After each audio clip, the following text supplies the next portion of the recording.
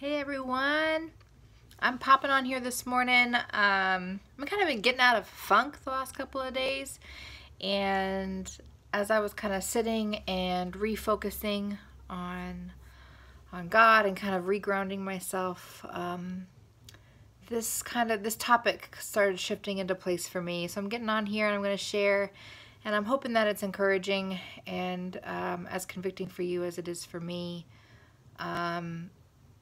So yeah, I have been, so obviously I'm getting married in 2 months, and I've been sitting a lot with sexual wholeness and marriage and family structure and what is this supposed to look like? Because I've experienced it in such broken ways. I'm a therapist, so I see it day in and day out, how it can become so broken and so warped. But I've also experienced it in my own life. And I know that it's not meant to be that way, that this was created to be something different. And so I've really started to kind of sit and pray over, God, what is this supposed to look like before it got twisted? Where is your grace in these things? How can this be a healing and beautiful thing and a strong and empowering and spiritual thing versus some of the ways it gets warped and damaged? So I was actually sitting and talking on the couch with John the other night about this topic, and it kind of got my wheels turning. I sat and like the man I'm going to marry got super passionate about this topic and was talking about just the things that he's seen and the things he's experienced and how it's just not the way it should be, and it's just tragic. And there's so much anger and like power in what he was saying. It like took me back, and he was like, "You seem uncomfortable," and his level of anger was uncomfortable for me. But then I realized that his level of anger was towards very serious injustice. That anger is actually kind of appropriate. And yet it was really hard for me to swallow. And so I'm starting to sit with this topic, and I'm realizing that I'm realizing how things get twisted and things get warped, and how we get silenced and uncomfortable about the topic instead of stepping into restoration and healing. So stick with me. There's a lot of little pieces in here that I've been thinking about, but John and I were talking specifically around marriage and relationship and like gender roles and what should that look like, and how it's become such a damaged thing that in society today we've become these people that we don't know what marriage is supposed to look like. We don't know what being a woman or a man is supposed to look like, or how to interact with one another and be respectful, and to call people out and let them keep their worth and power. It's become an impressive and abusive dynamic, which is never ever what it should be. And I think as Christians we need to have answers for that, especially as we engage in relationship and we go to work and we are in these environments. How do we call out people's worth? And how do we call out who they are and their identity if we don't have the answers ourselves?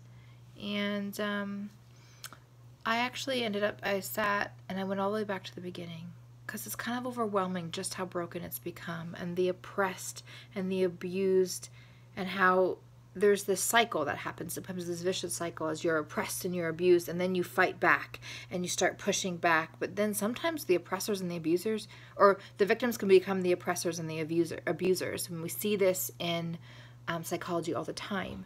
And the hurt people and the broken people who have been hurt and wronged and abused will go and hurt others. And it just kind of continues. And I see this pendulum. John and I were kind of talking, and we were looking at history and how the pendulum just kind of continues to swing, and each arc gets bigger.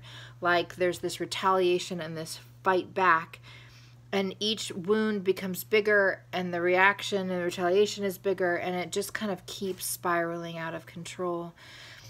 And I was like, God, what do we do with that? It's ugly. And I went back to the Garden of Eden, and I was like, what happened? What was this supposed to be? And I see how Eve kind of betrayed the trust of Adam, and she whispered in his ear, and she became more important than the voice of God to Adam. And first she started to doubt the goodness of God, and that he was holding out on her versus giving her everything that she needed. And she ate the fruit. And then she turned around and she betrayed her trust, the trust of her husband, and she encouraged him to do the same. And then they both fell, right? And they both disobeyed.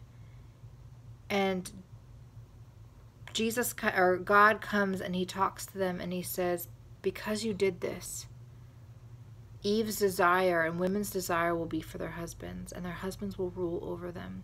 And there was this warping that happened of what should have been good.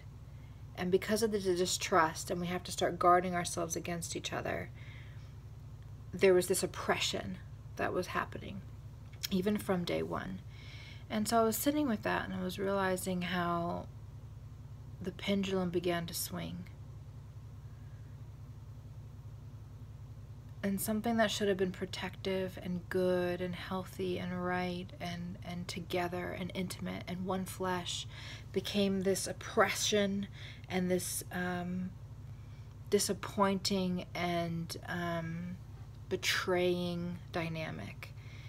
And I've been kind of sitting with that, and how do we get out of that pendulum where we continue to retaliate against one another, and how do we redeem that? And I actually stumbled across a meme on Facebook. I know, whatever. But it was talking about recognizing the people in your life, saying, recognize the difference between the Peters and the Judases in your life. And I didn't even save the meme, but it kind of stuck with me. I'd never really sat with the parallel of Judas and Peter. Both disciples of God, Jesus, they'd both followed him around, and they both betrayed him during those final days. Peter denied him. Judas obviously took a money bribe to hand him over. And so they both had betrayed him, but one becomes the start of the church movement and becomes a huge figurehead, and the other one commits suicide. And I was sitting with that in the sense of betrayals happen, the sin happens, our weaknesses are exposed, and we hurt those that are closest to us. This was true with Peter and Judas. This is true in marriage. Unfortunately, we are fallen, and we will let people into our inner sanctums and our closest places and our intimate places, and betrayal can happen, right? And we can let those people down around us. But what we do with that shame, and what we do with that guilt, and what we do with that sin is the difference between internalizing the lies of Satan and going into and going out and either damaging those around us or damaging ourselves, right? That fear and that shame and that guilt can end up fueling either damage in our relationships as we push back and we fight and we lash out, or we, like Judas did, we internalize all these lies and these guilt and these shames, and there's isolation, suicide. We almost take on, we end up paying penance, dare I say, like a penance, or we abuse ourselves, or self-flagellation because we screwed up. And you see that in so many different dynamics. And I realized how this pendulum silences truth. Those fears and those shames and those guilts can end up silencing truth to the point where we either buy into the lies, or it warps our identity,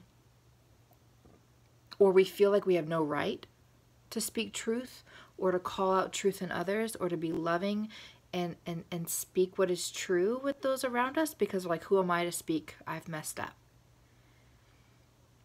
And it just kind of systematically takes God and everything that he wants for us out.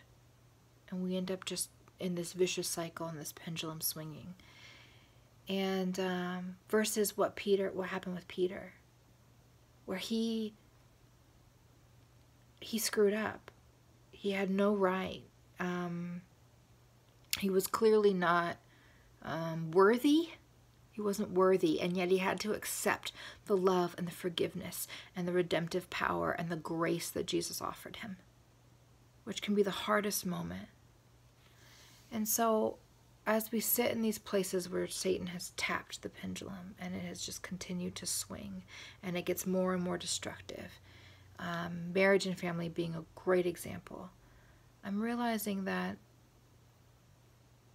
I think there's this healing, difficult journey similar to Peter's, where and I talked about this in my video a couple weeks back on stepping into the light. It talks about getting the log out of our own eye, and just we need to be able to come back to truth and let it expose what we've done wrong without silencing us or decimating us. We have to go through the process of receiving the love and the grace of God and letting that fuel our response. I think sometimes we take these rocks of truth, and because we've been hurt, we take those foundations and those truths that God offers and we use them to hurl it at other people and continue that pendulum swing, and we decimate and we attack and we're angry, versus climbing up on that foundation and that rock of truth and standing on it and letting it be our rock of habitation. I've talked about that. And letting it be our protection, and letting it be our strength, and letting it be our voice, and letting it expose the things that are in us, and also letting it expose the things that are in others, and just clinging to what is true despite the storms. And I'm realizing the healing that can occur in that. And I'm realizing how when we don't do that, how damaging it becomes, and how it gets worse and it gets worse and it gets worse until we do that. And how we begin to destroy one another.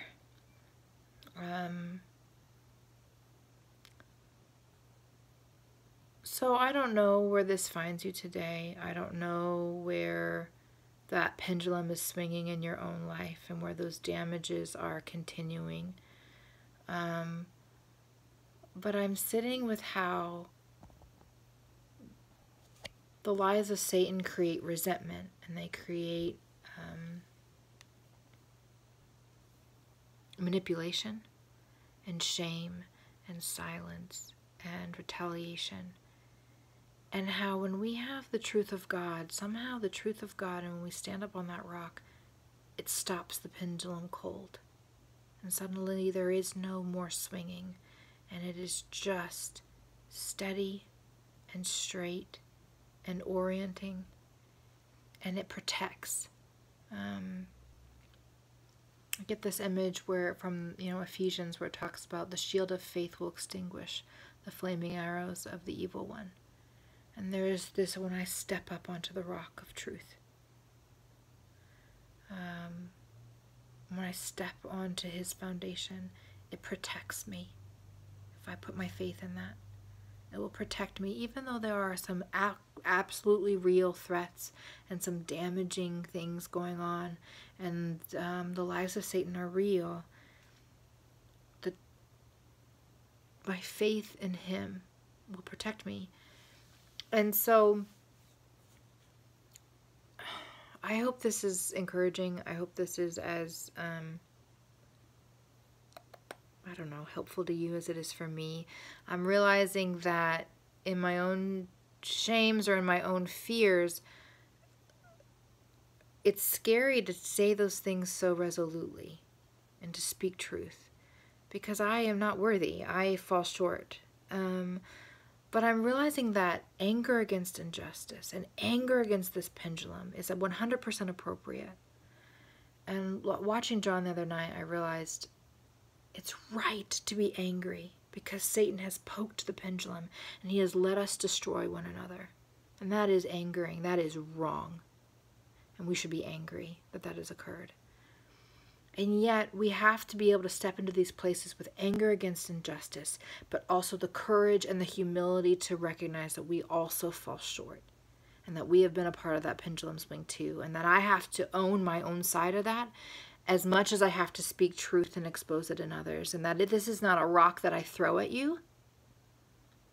Let him who has no sin, right, or no guilt, throw the first stone. This is not something that I can throw at you, but this is something that I have to stand on, and that I have to orient myself by. And that has to expose me, it has to expose you, and that the fighting and the things that we turn against each other and the damages that we continue to throw and hurl have to stop. And that's where healing occurs. That's where restoration and grace begin to bring intimacy and connection and marriage and family back to what it was meant to be from the beginning. So, yeah, I see you all out there. I'm with you, and I'm Peter. I have fallen short of this in so many ways, and yet I crave the grace and the restoration and the redemption that only Christ and his truth can bring. So in our own ways, let's try to embrace truth today, and let's not let it threaten us. Let us not go hide in shame, but let us speak and stand on truth, and let it expose those things in your life that need healing.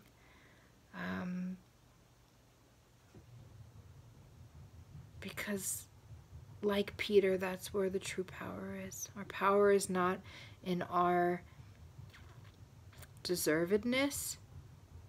Our power is what Christ can do with those who surrender and step into truth and light, despite how humiliating it can be at times. So, love you all. Subscribe. This is my new YouTube channel. I'm just going to be getting on here and speaking truth that, frankly, I have no right to speak because I fail at it myself. But there's power in speaking the truth, and there's power in humbly trying to pursue it together instead of hiding in darkness. So I love you all. I'm glad you're on this journey with me. God bless.